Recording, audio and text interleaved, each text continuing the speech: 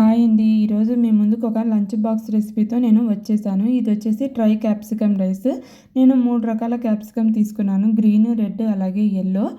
అలాగే పచ్చిమిరపకాయలు, ఉల్లిపాయలు కూడా తీసుకున్నాను. మీకు కావాలనుకుంటే ఒక కలర్ క్యాప్సికమ్‌తో కూడా చేసుకోవచ్చు. తర్వాత ఒక కప్పు చట్నీ పప్పు, ఒక కప్పు పల్లీలు, అలాగే ఒక 4 ఎండుమిరపకాయలు తీసుకున్నాను.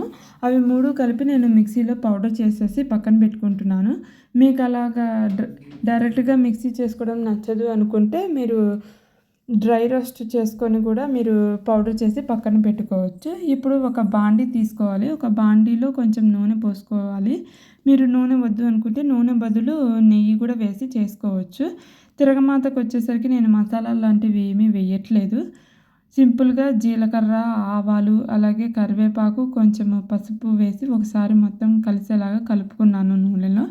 ఆ తర్వాత మనం కట్ చేసి పెట్టుకున్న పచ్చిమిరపకాయలు, అలాగే ఉల్లిపాయలు కూడా ఇక్కడ యాడ్ చేస్తున్నాను. ఉల్లిపాయలు నేను 2 ఉల్లిపాయలు మీడియం సైజువి తీసుకున్నాను.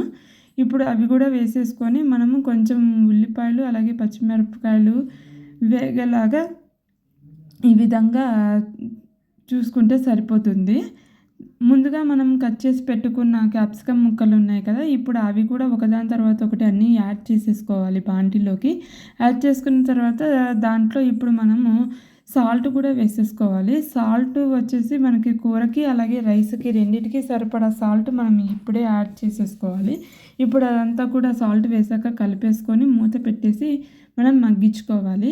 ఇప్పుడు మనం మూత తీసి చూద్దాము. చూసారు కదా ముక్కలన్నవి మగ్గిపోయినాయి. ఇప్పుడు దీంట్లో మనం మైల్డ్ ఫ్లేవర్స్ కోసం కొంచెం జీలకర్ర పొడి, కొంచెం ధనియాల పొడి, అలాగే గరం మసాలా కూడా మనం కొంచెం యాడ్ చేసుకోవాలి. గరం మసాలా వేయడం వల్ల కొంచెం లైట్ ఫ్లేవర్ అన్నది వస్తుంది రైస్‌కి. టేస్ట్ కూడా వస్తుంది. అందుకని కొంచెం కొంచెం నేను అవి ఇక్కడ యాడ్ చేసుకున్నాను. ఇప్పుడు అవన్నీ కూడా బాగా ముక్కలకి పట్టేలాగా ఒకసారి అన్నీ కలిపేసుకుందాము. తర్వాత మనం ముందుగా రెడీ చేసి పెట్టుకున్న పొడి ఉంది కదా!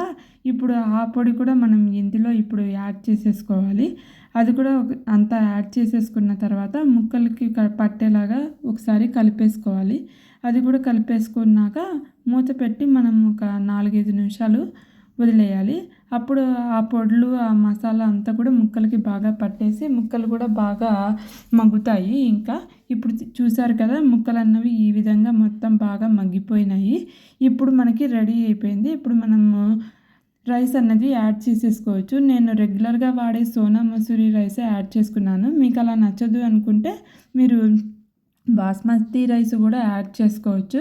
ఆ రైస్ అన్నది ముక్కలకి బాగా పట్టేలాగా బాగా కలిపేసుకోవాలి. రైస్ ఎప్పుడు కూడా చల్లగా ఉండాలి. చూసారు కదా మొత్తం ముక్కలకి పట్టేలాగా కలిపేసుకున్నాను. ఇప్పుడు మనం మూత పెట్టేసి ఒక 5-7 మినిట్స్ వదిలేయాలి. ఇప్పుడు మనం మూత తీసి చూద్దాము. చక్కగా మసాలా ఫ్లేవర్స్ అన్ని రైస్‌కి పట్టేసి మొత్తం అన్నం కూడా వేడైపోయింది. ఇప్పుడు క్యాప్సికమ్ రైస్ అన్నది రెడీ అయిపోయింది. Dry capsicum rice. వేడి వేడిగా మనము సర్వ్ చేసుకొని ఎంజాయ్ చేసేయడమే. లైక్, షేర్, సబ్స్క్రైబ్ చేయడం మాత్రం మర్చిపోకండి.